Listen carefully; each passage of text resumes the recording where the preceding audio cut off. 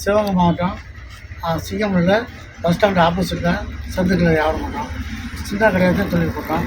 அன்றைக்கி ஆண்டவத்தில் சிவமூர்த்தி வாத்திரை ஆண்டவத்தில் நல்லாயிருக்கும். அந்த பசுமாடு நாங்கள் கடையில் காத்திருக்கோம்.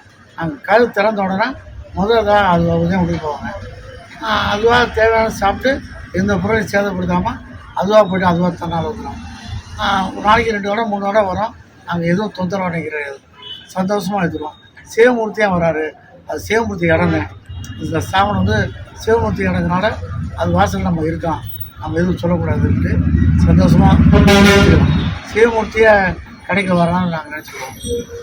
மற்ற மாடுகள் வந்தாலும் அதுக்கு என்ன மரியாதை செய்யணுமோ, வெள்ளமோ ஏதோ கருப்பட்டியோ ஏதோ கொடுத்து எங்களால் முடிஞ்சது செஞ்சுக்குவோம். அது நல்ல முறையில் வந்துட்டு நல்ல முறையாக வருவாங்க. சிங்கப்பூரில் அடுத்த மாடு எவ்வளோ இருந்தாலும் சிவமூர்த்தி மாடு யாருக்கும் எதுவும் தொந்தரவு கொடுத்தாது கிடையாது. அதுவாக கடைகளுக்கு தெரியும், அதுவாக தொந்தரவு கொடுக்காமல் இருக்கும். இன்னும் சிவமூர்த்தி நாளை யாருக்கு எந்த தொந்தரவு முடியாது. வாத்திரையாக இருக்கிறதால சிவமூர்த்தி வாத்திரையால் நல்லாயிருக்கும்.